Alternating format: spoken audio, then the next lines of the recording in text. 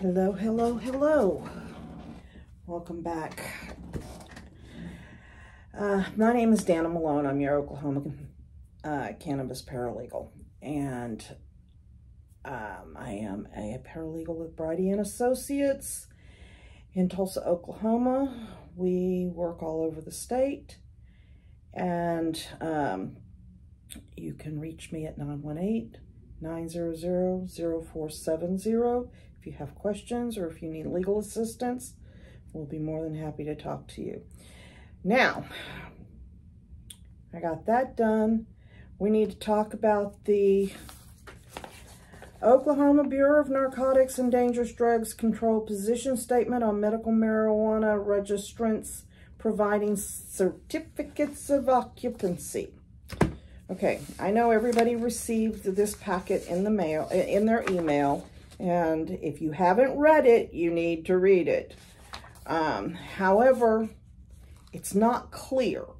So I had a conversation with OBNDD yesterday, and I got it. I was able to get some clarification. So now, what's funny is Section 1 of this, it says introduction and purpose.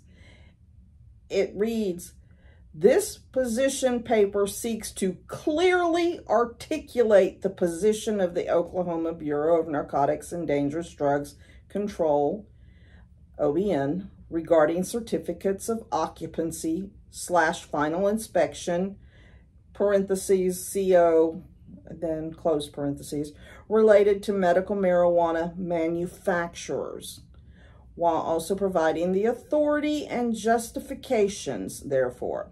OBN's position on this topic is the result of a careful and thorough analysis of its public safety mandates and consideration of documented experiences. Okay, this is not clearly. This is legalese. And unless you're an attorney, you really don't understand it, or unless you've got legal experience, you really don't understand it. I knew how to read it, plus I've had conversations recently and as of up to yesterday, the day before and yesterday, with OBN. So, I have got the clarification. I already knew what the clarification was, but I wanted to make sure it hadn't changed overnight. So, anyhow, OBN, is claiming that there's, and they're not claiming, there have been fires. There's been a number of fires at grows and processing facilities. We know that. There's been explosions. We all know this.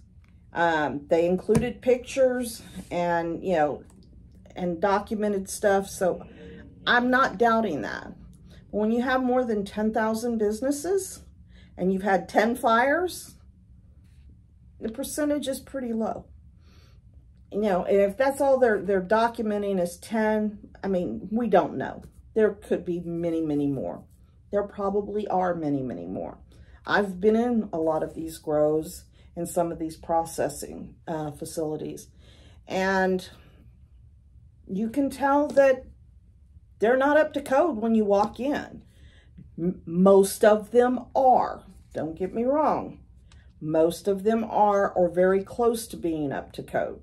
But, we still everybody needs to be up to code. So, anyhow, I'm just going to read the conclusion on this. They're talking about all the different aspects of why they are being so headstrong on certificate of occupancies. And the certificate of occupancy is managed by the fire marshal's office. And because of that, the fire marshal's office is about safety. The building being safe to have people in the building. So you do not want to go into a building that's that you may not come out of. You don't know what's going to happen what's, you know, in a building that's not up to code, you don't know when there's going to be a fire. No one does. You know, so otherwise you wouldn't be there when it caught fire. So, I mean, let's just think about this and just calm down a little bit and breathe, because it's not as bad as everybody thinks. The fire marshal just wants to make sure that everyone in the state of Oklahoma is safe. OBNDD is enforcing that requirement because OMMA and the counties failed to make sure these things happened. OMMA did not require a certificate of occupancies, and then for the certificate of compliance, and the counties who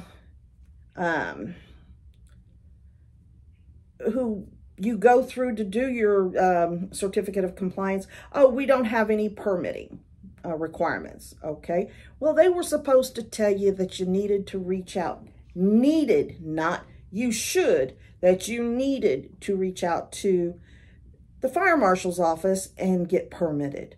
They knew they were supposed to, because they had been mandated by the fire marshal's office to do these things. They know. They didn't. So this is not a new requirement. This is a requirement that's been on the books of the state of Oklahoma for decades. So we just need to,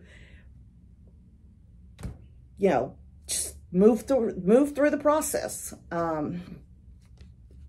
But anyway, the conclusion reads in this packet, and I get why everybody's calling me and emailing me and messaging me and texting me. I get it. It's not clearly articulated. So, OBN at its core is an agency dedicated to the public safety of all Oklahomans regarding indoor medical marijuana manufacturers. OBN has a duty to ensure the safety of both the employees working at such locations, law enforcement encountering these indoor manufacturing operations, and the public at large. Accordingly, for the reasons outlined in this document, OBN cannot and will not endorse the granting of a registration to any person or entity operating or attempting to operate in clear and open violation of Oklahoma's public safety laws. Okay, I see what that says. I totally understand it. They're talking about new registrations. If you have an active registration, and we all know that the renewals come up in October, you know, you have to, you know, your expiration date is October 31st. Sorry about that. I know this. October 31st. You have until November 30th to file for your renewal. So, you know, just know that. If you wait till December 1st, you're going to pay a penalty. So anyway, you have an active registration. When the expiration date comes up and you file for your renewal, when you file for the renewal, you must include, you're going to have to do okay, let's back up. When you file for your renewal, you will have to do a supplemental packet. They haven't told me whether that's going to be required at renewal or whether it's going to be 30 days after renewal. They haven't advised yet. I am still working on getting that information. So,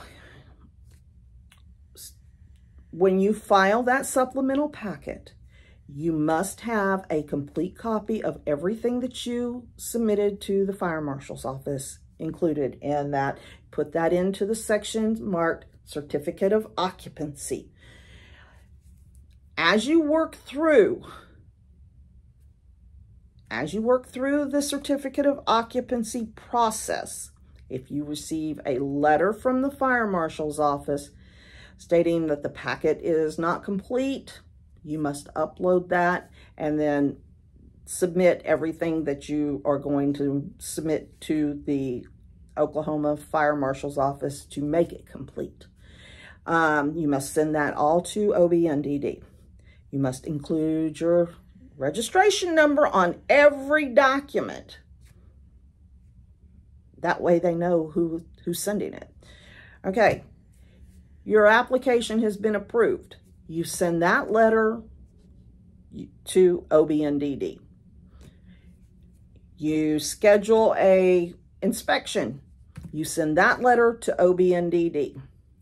You send every communication that you receive from the fire marshal to OBNDD up until the time you get your COO approved and you receive that. Then you send them that, and then you will get your new registration.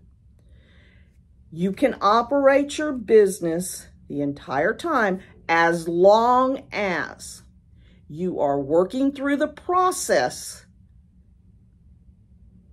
with the fire marshal's office. If you stop working through the process with the fire marshal's office, you will have your license will be revoked.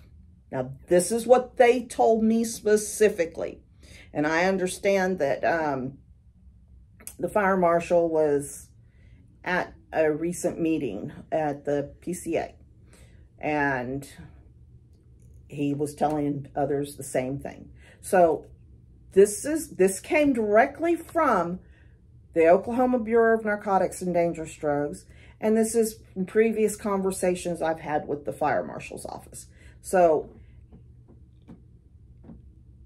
you're not going to lose your business. You're not going to have to shut down October 31st.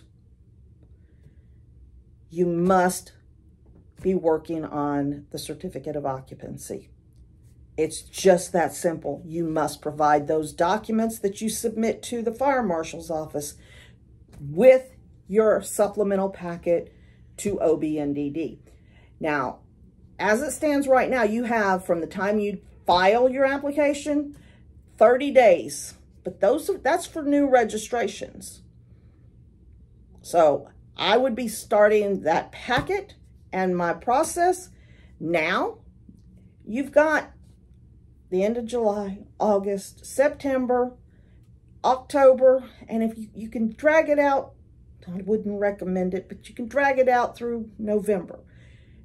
You know, if you've got things that need to be done, but you need to make sure those COO packets are complete. I have had people send me theirs. They're trying to send them in incomplete. And I'm looking at them and I'm like, no, this is not, it's not right. So you guys, everything must be done correctly. I can't, the instructions are right there in the packet. If you need assistance with the certificate of occupancy, give me a call and I'll see what I can do. I am working with a bunch of people right now. I've also training my daughter to help do this. And she'll be under my tutelage. But I only can take on so much. So, again, my number is 918-900-0470. I just had a old-timers moment. So anyway, 918-900-0470. If you've got questions, or if you need to be pointed in the direction, in a particular direction, and if you need assistance. If you've got legal issues in the cannabis industry or even outside of the cannabis industry, feel free to reach out to our office. It's Bridie & Associates, 918-900-0470. I'll talk to you soon. I'm sure that this OBN saga will be continuing. Have a wonderful day.